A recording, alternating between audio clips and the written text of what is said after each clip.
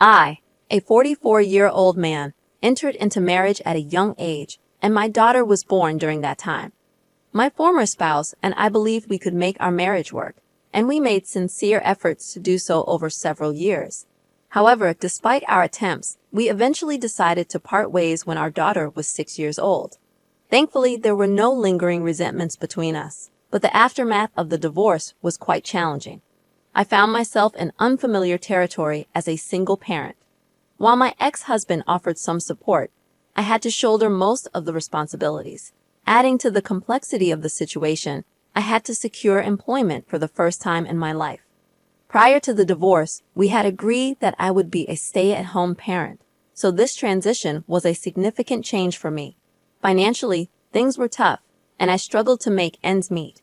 My ex-husband contributed to our daughter's school expenses and other necessities, but I had to work multiple shifts to ensure that both my daughter and I were adequately cared for.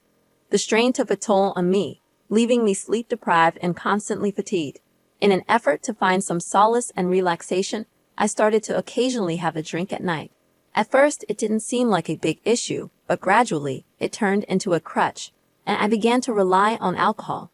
One day, my ex-husband surprised me with the news that he was engaged to a girlfriend I had never even heard of. This revelation hit me hard, and I couldn't help but feel a sense of bitterness. It seemed like he was moving forward to start a new family and enjoy happiness, while I continued to grapple with the responsibilities of parenting and a demanding job. Our post-divorce relationship had been amicable until this point, but with the news of his engagement, tensions began to rise. I recognized that my bitterness was unfair, but I was unable to contain my frustration at his newfound happiness. This strained relationship between us had an impact on our daughter, and she found it difficult to witness my anger. I eventually realized that my feelings were negatively affecting my daughter. With some effort, I managed to convey to her that the situation was unrelated to her, and she should be happy for her dad. It took some convincing, but she agreed to attend his wedding. I was utterly devastated, but I knew that I had to prioritize my daughter's well-being above all else. I was determined not to involve her in any conflicts or make her choose sides. I eventually met my ex-husband's new wife after some time had passed since their wedding. I had reservations about allowing her into my daughter's life, unless she proved to be a kind and caring person.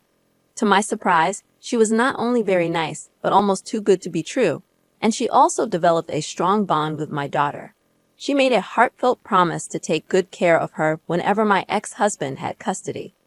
Initially, my daughter spent weekends at her dad's place, but as time went on, she began staying there more frequently, particularly after the remarriage.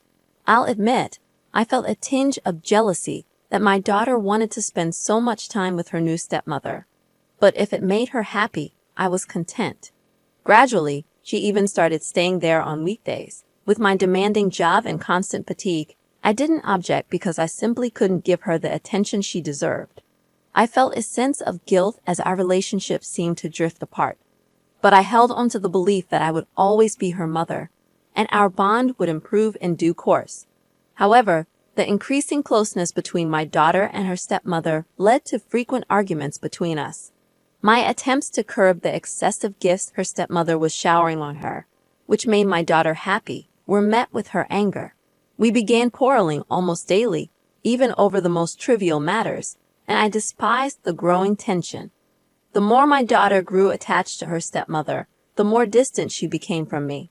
I was terrified of losing her, and in my desperation, I resorted to drinking again. I knew it wasn't the best solution, but I was hurting, and it seemed like my only escape from the pain.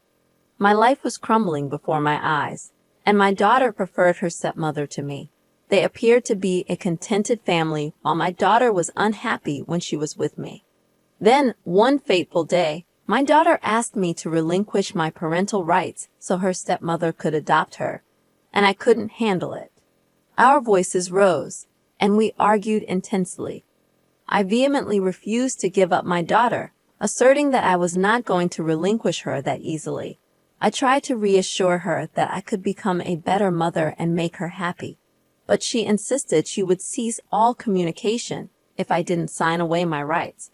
She proposed that if I complied with her request, we could still have a place in each other's lives. She expressed her inability to cope with my drinking and her desire for a stable and happy home, one that only her dad and stepmom could provide. My heart ached, but I comprehended her needs and reluctantly agreed to her request, with the condition that she would not vanish from my life. She made the promise, and that was the last I heard from her. Following the surrender of my parental rights, her stepmother legally adopted her. I made daily attempts to reach out to my daughter, but she remained unresponsive. My ex-husband kept me updated on her well-being, noting that she was content and excelling in school. He couldn't fathom why she wasn't communicating with me, and I, too, was at a loss as to why she had broken her promise. Losing my only family was a painful blow, and my drinking spiraled out of control. Eventually, I sought rehabilitation, and I successfully overcame my addiction. Although I had ceased drinking, the absence of my daughter left me profoundly unhappy. I called and texted her daily, even making visits to my ex-husband's home in hopes of seeing her. But she refused to come out and meet me. I had missed out on so many pivotal moments in her life, from her high school graduation to her college enrollment. I believed I had lost my daughter completely until one day when she appeared at my house and handed me a letter.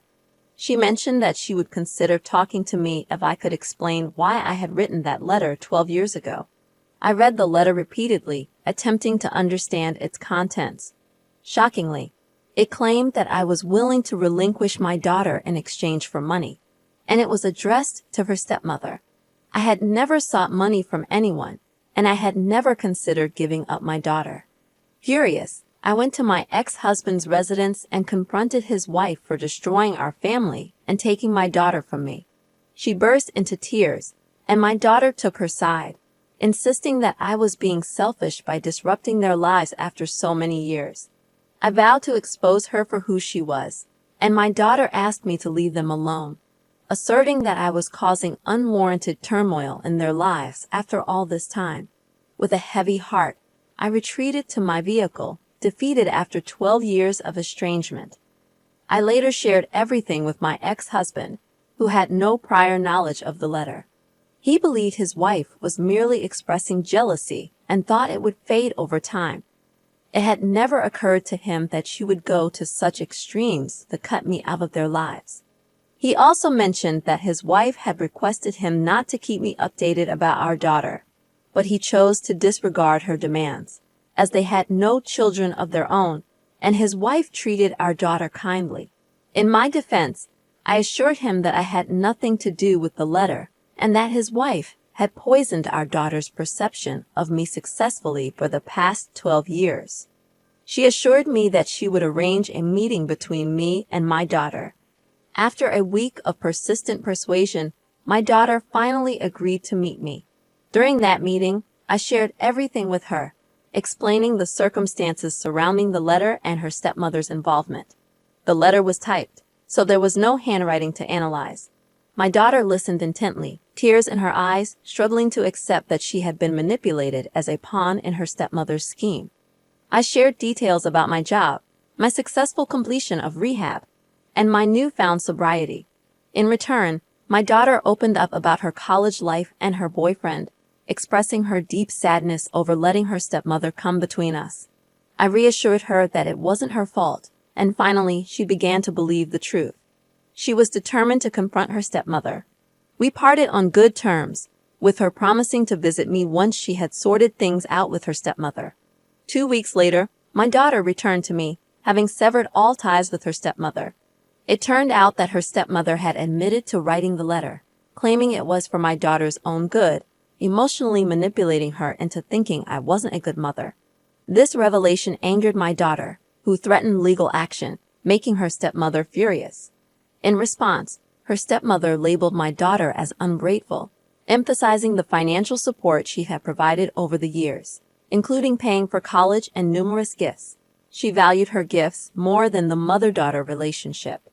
My ex-husband, disturbed by this revelation, decided to cut all ties with his ex-wife. My daughter informed her stepmother that she wouldn't return the money, and that any further interference in their lives would result in legal action to claim the rest of the money. After this ordeal, we mutually apologized, deciding to put the dark chapter behind us and start fresh. My ex-husband and I, now divorced from his ex-wife, rekindled our friendship, finally achieving the happy family we had always wanted. The complexity of the situation involving my stepmother was indeed akin to a soap opera, and her cunning actions had caused a 12-year rift in our lives. It was clear that her manipulative behavior had taken a significant toll on my daughter and our family. Hey there, folks! If you're enjoying this video so far, give that like button a big virtual hug. But let's keep it friendly, no hidden notes here.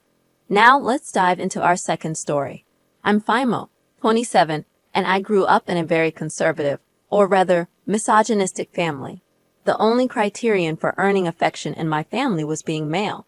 They held archaic, old-fashioned beliefs, emphasizing the importance of preserving the bloodline and maintaining the purity of the family.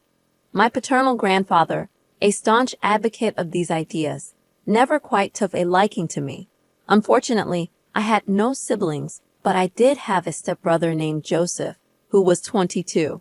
Joseph entered our family through my dad's second marriage to Sophia. Grandpa showered his love on Joseph solely because he was a boy. As a result, my own father started neglecting me, favoring the young child in need of more attention. The one fatherly figure left in my life was my caring grandmother, who had endured a challenging life with her overbearing husband. After my grandmother's passing, I felt disconnected from the rest of my family and became a mere spectator in their affairs. Things reached a breaking point when I graduated from high school and requested financial help for college. My dad outright refused, stating he needed to save up for Joseph. Ours was a wealthy family, and my dad had significant resources at his disposal. He could have easily funded both our educations. In desperation, I turned to my grandpa, asking if there was any support available for my college expenses. However, his response was disheartening. He stated that women neither worked nor inherited, so pursuing an education was a waste of time. He made it clear that he would bequeath his entire inheritance to Joseph, leaving nothing for me. At my lowest, I decided to cut ties and move out. I took out loans, worked various odd jobs, and managed to support myself while studying, maintaining good grades. I severed contact with my family and felt a tremendous sense of relief. Though the journey was tough, I had moments of doubt, and there were nights I questioned my capabilities and persevered. I built a strong network of supportive friends who stood by me, and I secured a well-paying job immediately after college. I've been in the workforce for over 4 years now, experiencing substantial professional and financial growth. About a year ago, my father reached out to me, which came as a surprise, as I had no contact with anyone from my family since leaving for college. He expressed a desire to rebuild our relationship, but I remained skeptical. After some vague conversations, he finally revealed the true reason for contacting me.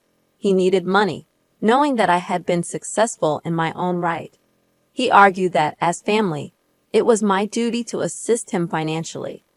I inquired about my father's financial situation and suggested he ask Grandpa for assistance, considering their considerable wealth. He revealed that the family business had experienced a downturn a few months after I left, and it never recovered. In response, I told him that life could be challenging, but I had managed to navigate it at the age of 18, starting with very little, and so could he. His response was tearful as he begged me to reconsider, but I chose to block him. That marked the end of my contact with them, and I've since lived a peaceful life. However, 2 days ago, I received a call from my stepmother, Sophia, asking me to come because my grandpa had passed away a week ago, and they wanted the entire family to be together. I expressed my condolences and apologized for not feeling like part of the family in a long time. I questioned the point of calling me a week after his death. She called me again yesterday, emphasizing the need to talk. Apparently, it had come to light that my grandfather was financially destitute, and the inheritance he had claimed was, in fact, my grandmother's. He had wrongly assumed it was his due, as his timid wife had never disclosed the truth to anyone.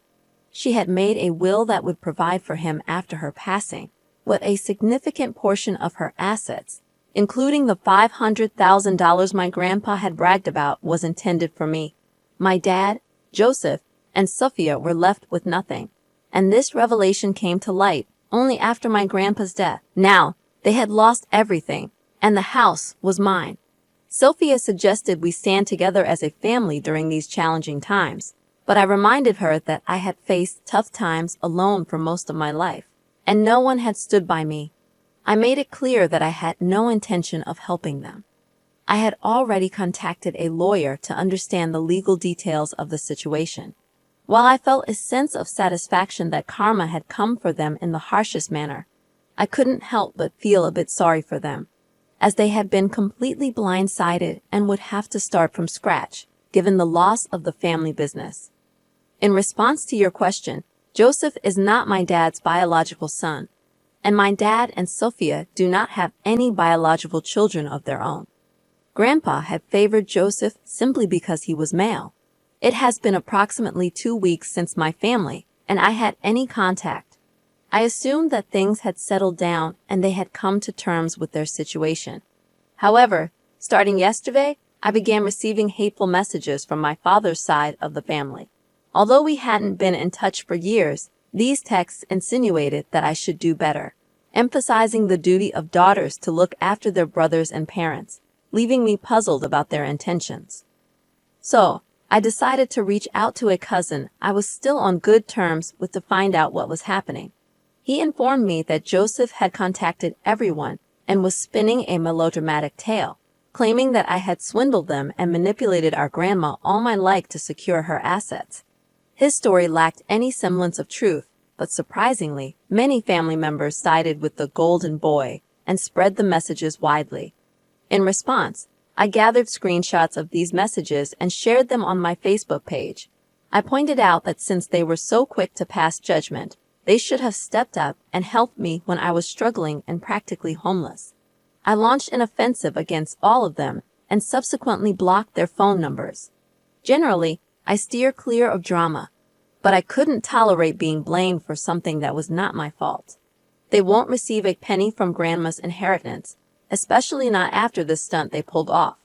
Although I didn't feel entirely vindicated, I discovered an unexpected reservoir of rage and resentment within me.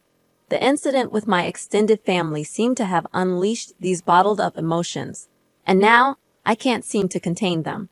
Upon consulting my lawyer and reviewing the will, I decided to evict my dad and his family from the house. Since my job allows remote work, it's more efficient for me to work from home, and this move will also help me save money. I served them with an eviction notice, providing them with a 2-month window to find another place. Their response to this bombshell was nothing short of fury, with a barrage of calls and messages flooding my inbox. I'm quite certain they're spreading slander on social media, but I don't have access, and I honestly don't care. I'm just looking forward to living in my family home, which is my sole attachment, along with fond memories of my grandmother. I loved her immensely for looking out for me. In response to your comments, I've decided to seek therapy, recognizing that lashing out in this manner is detrimental to my well-being. While I enjoy being petty with them, I understand that I have a lot of unresolved trauma from my life experiences, and it's better for me to process and address it rather than keep it suppressed. Thank you for your advice. I appreciate your support. You're right, I don't owe my family anything. I intend to enjoy my house, my money, and my life, as I truly believe I deserve it. Sucks to be your dad, right? LOL, I'm amused by how my grandma outsmarted her husband. Ours is indeed a family of intelligent women. That's a wrap for today's stories, everyone. If you enjoyed this video, please go ahead and give that like button a big click right now. Also, if you have a fun and engaging story of your own that you'd like to share, you can email it to the address provided in the description. Remember to subscribe to the channel, as it really helps a lot. We'll see you in the next one.